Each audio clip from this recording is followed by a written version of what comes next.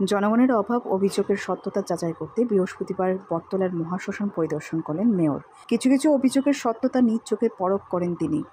পরে মেয়র জানান, বটতলা মহাশ্মশানে ডোম নিয়োগ করা হবে, আরও সাফাই কর্মী নিযুক্ত করা হবে। মহাশ্মশানের শিব মন্দিরটিকে অক্ষুণ্ণ রেখে মাটি থেকে আরও কিছু উপরে তোলা হবে।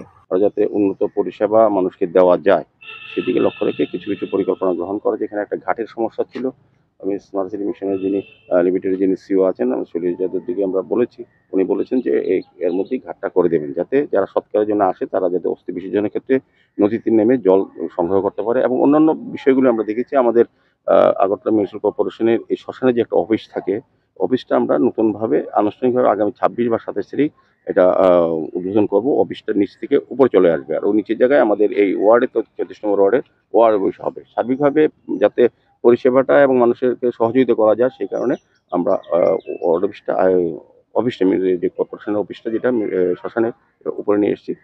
স্মার্ট সিটি মিশন থেকেও আমাদের এখানে হাইমাস্ট একটা লাইট লাগানো হবে, একটা ফোয়ারা দেওয়া হবে, সিটিং অ্যারেঞ্জমেন্ট করা হবে, আলোর ব্যবস্থা করা হবে। নিয়মিত পরিষ্কার পরিচ্ছন্ন রাখার জন্য কিছু কিছু ব্যবস্থা গ্রহণ করার সিদ্ধান্ত নেওয়া হয়েছে আজকে।